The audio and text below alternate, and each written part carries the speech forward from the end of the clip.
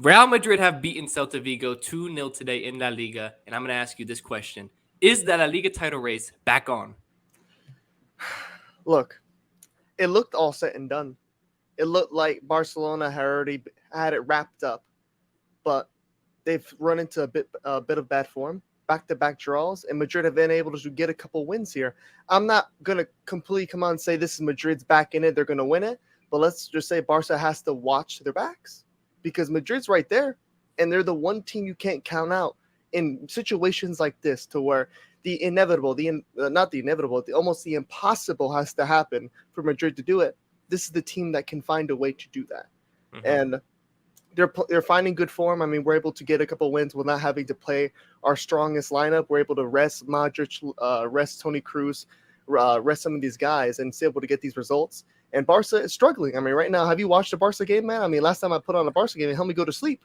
I mean, it's they're not playing good right now. And Lewandowski, I think he's trying to play through an injury right now. It's not looking good. I mean, if they drop points again, it's gonna be a lot of pressure on those Barca players. I mean, Mm-hmm. this could really end up actually coming down to the wire. Mm-hmm. Yeah, I mean, look, we're recording this before Barcelona play Atletico Madrid tomorrow in La Liga, which obviously that's a huge game. Given what Real Madrid have been able to do recently, narrowing the gap in the title race a little bit. The Barcelona now they've put pressure on themselves to where they have to get a result in that Atletico Madrid game, which is never an easy game. It doesn't matter just what season it is, what the situation is. The Atletico Madrid is always going to be a difficult game, and I think we've seen that even earlier this season. I think Pedri got the goal for I Barca think it's against a one is a Atletico. one It was a nil. 1-0. It was a tough game. So look, I'm in agreement with you. I mean, I am not going to the fucking bookies and putting a bet on Real Madrid to come back and win La Liga, but I mean, 8 points right now, it's not impossible. I mean, stranger things have happened, crazier things have happened. It's football, and ultimately, there is one team that you don't want to slip up on. You don't want to leave the door open for, and that's Real Madrid. When you have the chance to slam the door shut on Real Madrid, whether that's in a title race, whether that's in a Champions League knockout tie, it doesn't matter the situation. You have to slam the door shut. If you leave it in inch open, Real Madrid can open that door back up and then they can storm back and win the title. So, look, it's not 100% back on. Like, it's, Yeah, because I mean, we do have to note that when Barca did beat Real Madrid in the league, and then went 12 or 11 points clear, in the history of a Liga, no one's ever ended up losing the title from having that much of a gap with that many games left. That's never happened. So mm-hmm, we're talking about something that's literally never happened, something that is actually, for as of moment, seen as impossible. mm-hmm, But we're talking about like you said, a club as in Real Madrid that believe in improbability, mm-hmm, that live off improbabilities, shit that should never happen. mm-hmm. So I mean, if there's a team that has a chance to do it, it's Real Madrid. But the odds are definitely not in their favor. And Yeah. I I've given credit to Barca; they've been a better league team than us, but it's might actually be closer than what was led on to be before. Yeah, for sure. And I think it's one of those things, even though they might not be able to come back and fully win La Liga, they can narrow the gap a little bit and make it more respectable. But also, I think that right now, this is a performance that given what Real Madrid have coming up with Manchester City in the Champions League and also the Copa del Rey final, this is the performance that you build on. I think this was a great performance. They've been Yeah, playing really good football. you have I to think Real keep Madrid have been the playing players' form up. The exactly, players have to be playing good. We can't be getting smashed in the league, 1-0, 2-0, and then be able to pull out results again Manchester City or go and win the Copa del Rey final. Like the exactly. team has to continue to play well, and I think everybody's playing well right now. Well, that's the point that I was going to make. I think Real Madrid players right now are in fantastic form, and what better time to finally maybe hit your best form of the season right before the biggest match of the season against Manchester City in the Champions League. Obviously, the Copa del Rey is a big match as well, but I mean, the semifinal of the Champions League is way Yeah, bigger. That's a huge match, and I mean, you look up and down the lineup. I mean, everybody for Real Madrid played good today, from the goalkeeper to the striker, and all in between. Everyone played good, and I think that's I mean, like you said, they didn't even have to play Tony Cruz. Didn't have to play Luka Modric. They could rest some guys. They rested Rodrigo. They didn't hmm have to fully play all of these guys to get a result, and that just kind of speaks volumes because I mean, like Ceballos came in, played fantastic. Obviously Asensio came in, man of the match, fantastic performance. We talked about it earlier in the season. Do Real Madrid need to potentially get a right winger? Carvajal was able to sit out this game. Nacho played in his position, and I mean, Yeah, it's because as we've given Carvajal a lot of flack. I mean, people have always fired back at us for our comments on Carvajal, but this yeah, is what we have to do when you're looking at Real Madrid, when you have to save Carvalho, because look, he can give you these spurts of games where it's like, for example, the Champions League final versus Liverpool. I swear to God, I've never seen Carvalho play that good since like 2016, 2017. It's like he played pretty good leading up to the final. Like he played well in the Man City fixture. He's able to summon it up for these Champions League nights, so they save Chelsea him. was great.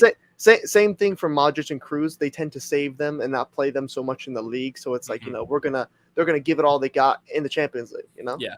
But obviously, I think there's one performance today that everyone is talking about, one player that everyone is talking about, and rightfully a so. lot of people have been talking about like recently. A lot. And you've raved about this guy, and rightfully so. So I'm gonna let you take the reins on this one first. Let's just talk about it. Eduardo Camavinga, go. Look, I have to apologize publicly because I called him into question because at the beginning of the season. Because look, he has started out this season not playing so well. There was a point to where there was links to him getting loaned to Arsenal. Those are real reports, and that was a possibility because he was struggling to get into the midfield. But it's as soon as we had a problem with the left back position, Mendy could not stay fit, that Eduardo Camavinga, from his World Cup performance when he came on, he changed the game for France. It came down to the wire. As soon as he was subbed in, he was a game changer. So this Madrid, Carlo Ancelotti, the man he is, he said, you know what, Eduardo Camavinga can play there, and he's just been brilliant. He was a bit shaky defensively, and he had a couple mistakes, but now he's had this absolute upgrade in his play. Towards the halfway and leading into the end of the season, he's spectacular to watch. I've told you a lot of times that he's my favorite player to watch. The way he attacks from the back, and he's able to actually be semi-decent defensively. He's no slouch. He can get back there and make a tackle and not be as, not look like a midfielder playing left back. This guy is so versatile, and that's what is the perfect thing about him, because there's a lot of midfielders. There's not really anybody you can compare to Camavinga right now in football, because there's not a guy that can really play left back, play center mid. He could play in a more attacking position, defensive position. He's brilliant. I love Camavinga. And the fact that we got him for 30 odd million when people are paying like 110 million for these prospects. We would have spent 30 million on a prospect, and he turned out to be this. He's turned out to be this guy that is ready for this moment. He's 20 years old. He's the youngest player in that starting 11. And he's spectacular. Yeah, look, we're both in agreement on this here. Look, I told you this. If I'm Florentino Perez, after what I just saw today against Celta Vigo, I am calling Camavinga into my office, and I'm locking the door, and I am not letting him leave until he signs a lifetime contract. This guy was so unbelievably good today. For somebody at his age to come into Real Madrid and be able to play the way he does, he's so versatile. He when he plays in the midfield, he's brilliant. When he plays at left back, he's brilliant. He doesn't really put a foot wrong, and it's just utterly brilliant. You have to give him credit, because it's just one of those things. We didn't see a pathway maybe right now for Camavinga to get consistent minutes in the midfield. Real Madrid's midfield is pretty loaded. They had Tchouameni, they had Toni Kroos, they had and now Modric. Tchouameni's struggling to get in that midfield. Exactly. It looked like towards the beginning of the season that was impossible. He's ever going to lose that position. So that just shows how competitive Real Madrid is entirely. But yeah, Camavinga found his position. I can get some game time at left back and be able to show to the gaffer, show to the to the owners that, hey, I deserve to stay here. I'm not going nowhere, and that's what he's done. Given the state of the market in football right now, we're seeing 100 million for anybody these days. Camavinga for 30 million is 30 million. That's the steal of a century. Honestly, by the time he retires, whenever he finishes his career, 30 million for Camavinga could go down as one of the biggest bargains in football history, because I think he's going to go on to become a Real Madrid legend. He is one trophy away, the Copa del Rey, from winning everything. He's completed club football if they win the Copa del Rey, and he's 20 years old. This guy, when I look, you look, they could leak the Real Madrid starting 11 from 10 years from now, and I think Camavinga is going to be in there. That's how good this guy is. This guy, Florentino Perez, you got to give him credit, because what he did getting this guy for 30 million, and what he does getting guys like Vinicius, getting guys like Rodrigo before they become the 100 million level player, prospects that exactly that people would get into betting wars for. Exactly, he goes ahead and he gets them before they go to a club like Dortmund and develop. And you got to give him credit for that. It's why he is one of the best presidents in football for so Yeah, many years now. because I mean, even Vinicius was a pretty penny. I believe he was like 60 million. I mean, he was But still pretty yeah, expensive, but but compared to what he would be now yeah, if he was anywhere else, I come mean, on. If they wanted to buy I think Vinicius right transfer now, market has Vinny marketed at like 150 million and and he's more than 130. that. He's more than And that. that's just transfer market, but like we're talking about what a team would actually let him go for. It's a way higher than that. But I mean, they've done great business. I mean, we've had a lot of young players, but there's still some spots to fill because obviously Camavinga is not going to want to play left back forever. I think he No. is going to slot in perfectly in that Luka Modric role, and he's developing perfectly because I mean, last season he was so vital in that Champions League run because he was a super sub, but he wasn't ready to start those games yet because of his inexperience. So he came on, especially in the PSG leg, changed the game. He came on in the City leg, changed the game, and he did bits in the final. He came on perfect times, when tired legs. But now it's a whole different thing when you have to start the game and finish games. That's a whole different thing that he had to learn, and I think that's what his learning curve at the beginning of the season was because he started, played a bit shit, played a bit poor, misplaced passes, and then you immediately fall out. You can't do that in Madrid because you immediately fall out of the starting 11 and look at Shumeni. But now that, especially in the left back, that it's so scarce that you can literally, I mean, he's fit enough to play. He'll play it all he wants because he wants to get his minutes in, and now he's invaluable. He's probably one of the first names on the team sheet, behind Benzema and Vinny. Yeah. But he's up there. I mean, he's definitely one of the most important players. Yeah, I 100% agree. What he's been able to do this season, like it feels like for me, ever since that World Cup final that you mentioned when he came on as a sub playing left back, his career has just kind of went up.